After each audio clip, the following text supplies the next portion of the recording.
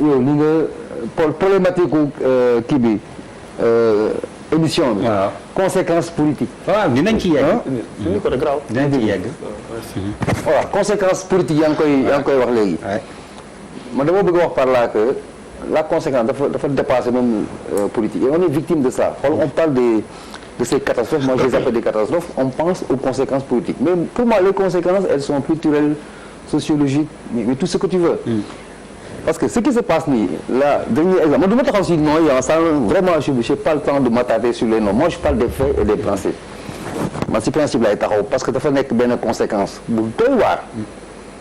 Dans ce pays aujourd'hui, et au-delà même de ce pays, il y a ce qu'on appelle de la désobéissance civile. Crise d'autorité, c'est-à-dire kilifteef moo naka saay moo elle n'existe plus, l'autorité moo nekk en crise dafa baissé mais les conséquences elles sont pas économiques, les raisons elles sont pas économiques en fait, elles sont comportementales. Gis nga nit boo amee ndomb tànk tu n'es plus un Sénégalais lambda, da nga am ay responsabilités, tu as plus de privilèges que tes propres concitoyens sur le même espace, même ngelaw bi, même carte d'identité bi, même passeport bi, et pourtant tu es devant lui au nom des responsabilités bi ñu lay jox. nga war a nekk royukaay si lu bëri. Tout à fait. mu war a am ñaar am benn noppi yu nga am ñett mu ne wuy moom la dafa am lu koy confirmer jàmbaar. Absolument. Être responsable et avoir des responsabilités, il y a une grosse nuance. Tu peux avoir des responsabilités te yàlla deful si yow nga am nekk responsable. di nga am 15 ans jiite ñoo am ay 35 ans wala 59 ans parce que yow am na lu yàlla def kilifteef si yow par le comportement, par les valeurs, les vertus. Quand on convoque la République, mais les soubassements, mais ils sont vertueux. C'est des vertus, c'est des principes d'accord pour conforter le caractère humain qui fait la différence ici-bas. C'est ça notre charme, nous. Nous, nous avons dit d'abord, quoi. Mais vous faites que dans le territoire, bu nekk sa cëslaay wala sa li lay téye li la fay li lay andi moo tax léegi ngay dégg au Sénégal et partout ailleurs ñoom alkaati dañ ko daan gis daw parce que alkaati bi à l'époque avant muy nekk alkaati éducateur la c'est quelqu'un qui incarne l'autorité et le respect il l'est et il l'incarne da nga koy gis da nga koy respecté mais quand des gens sont devant d'autres gens di def lii mooy moo tax boo nee salaamaaleykum président gars yi génnee xeer saaga lakk pour saaga yaa ngi mais c'est lié nit doo ko jiitu ba pare tane woo ko ci dara. mooy ce que j'appelle toujours être directeur wala jiite du rek yor signature di signer. Ma mère qui ne peut pas lire A peut signer. C'est pas ça qui est important, c'est li ngay véhicule ak li nekk si yow moo am solo. Pourquoi may installé du ma taxaw ci les noms. damay rappeler ce que Malal a dit et ce que président également wax c'est une affaire privée interne on peut le concéder ça en l'interne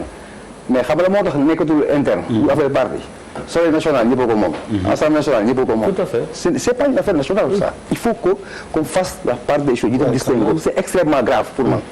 c'est extrêmement grave ni ñu koy régler ak ni ñu ko du régler xëy na dama ci ndaw trop mais di fàttali benn fait bu important c'est de la recrudescence des propos extrêmement violents ñetti nit ñi mu concerné du seen premier sortie et man li ma si jaaxal en tant que Sénégalais là j'assume ma position ay nit ñoo xamante ne dañuy nekk devant mais très souvent quand on les cite très souvent c'est sur des scandales si yoo xamante ne ça n'avance en rien ni fi ñu liggéey ni pour le peuple ni pour la région ni pour l'Afrique ni pour le monde. Donc moi je voulais m'arrêter sur les principes pour dire que lii moom mooy expliquer lii xew ci dëkk bi toujours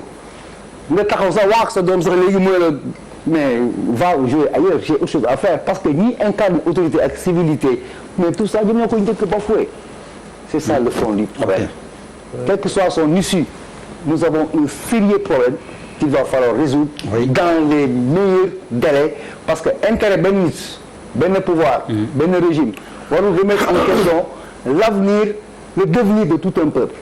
Nous avons des enfants, des petits-enfants, dañuy bëgg ñu am benn vision, benn sensibilité, am d'autres références. qui ne sont pas celles-là que nous sommes en train de vivre aujourd'hui. Alors Pape Djibril gannaaw bu mu la nuyoo ziar la da nga am expression bu ma neex lâcher la proie pour l'ombre hein? Est-ce que fii dans cette histoire de saaga aussi nit ñi au-delà de li mu wax te ni ko waxee inexcusable impardonnable am na ay révélations yu mu def qui mérite d'être éclairci mais nit ñi dafa mel ni waxuñu ci wala soriwuñu ci loolu est-ce que du lâcher la proie pour l'ombre der sujet bu difficile la. oui c'est compliqué. naqaree posé ci table bi te pourtant fokk ñu waxtaane ko métti na waaye fokk ñu waxtaane ko ndax fi mu bàyyi ko moom moo tax mais nag du loo xamante ni dafa mel ni cheveux dans la soupe nga xamante ni dafa xëy rek génn ex nii loo nii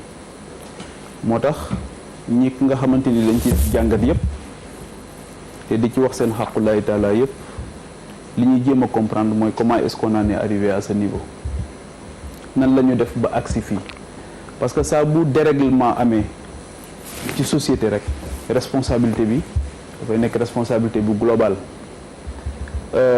Abdou Mbow dafay wax sànq ba tey ne sunu parti la association privée la mais association privée la yoo xamante ni dañu am délégation de service public bu am doole ndax dañuy présenter projet de société te ci biir projet de société boobu dafa am looy waxanteeg askan bi nga xamante ni fas nga yéene dagaan baatam waaye ci booy waxanteeg moom xëy na di nga ko wax ne ko dinaa faj say soxla say besoin primaire xëy na parce que foofu la ñu toll di nga lekk dinaa leen jox ngeen lekk dinaa leen jox ngeen naan dinaa leen jox ngeen def nangam waaye daf ci am mooy ambition matérielle bi may wax souvent ak ambition immatérielle mais daf ci am nag beneen naal boo xamante ni dafa am leneen looy waxante ak ñoom daal nekkat sénégalais bii la ñu bëgg ñu ànd tabax ko ba nga xamante ni bés bu ñu déggee naka sudul noonu xew feneen sax ñun ñooy sol sunu daal dem faj ko ndaxte projet de société boobu lañ leen diggaale ak yéen mooy contrat social bi waaye projet de société boobu bu ñu ko liggéeyee ba pare bu dee association privée rek la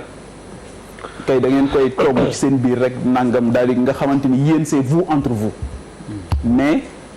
association privée la mais bu am une délégation de service public bu am solo bu fekkee ne mën nañ ko waxee noonu parce que projet de société bi ngeen di liggéey ñëpp ñoo ci bokk donc dire que ne sénégalais yi amuñu droit jeter un regard critique sur ce qui se passe dans les partis politiques mooy le référendum du 30 mars 2016 dafa ñëw am yéene nee na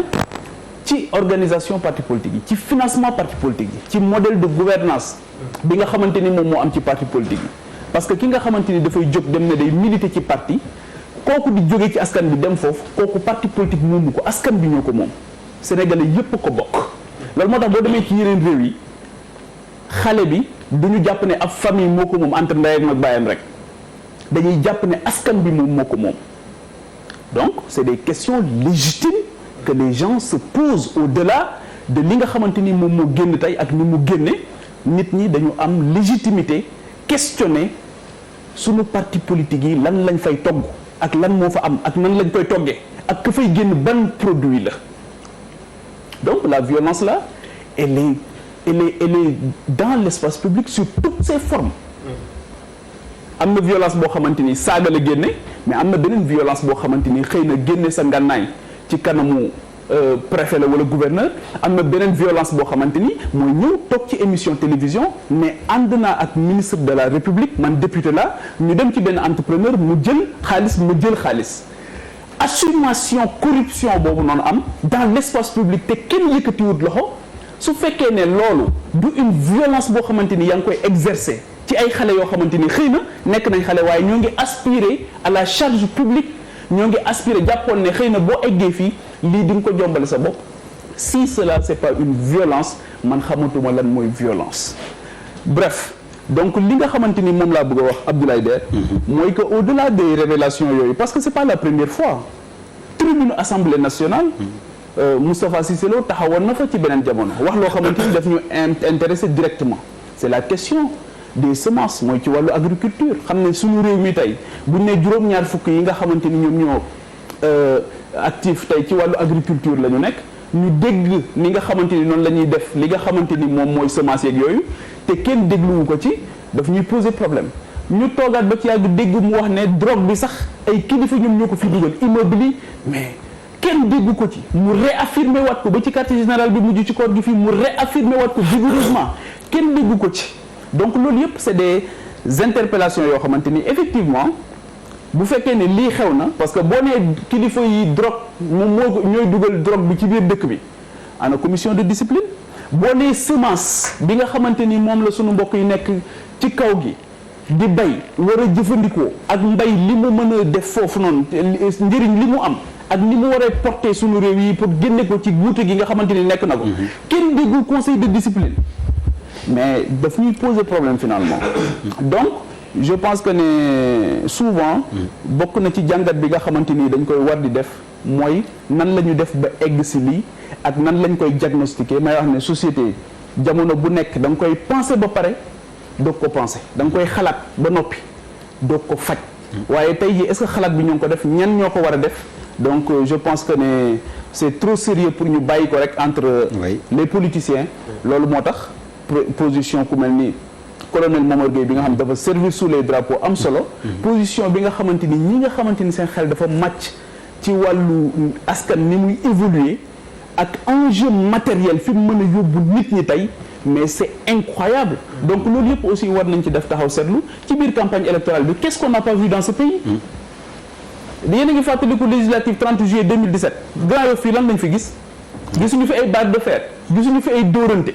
gisuñu fi saagante moom on en avait à gogo tous les jours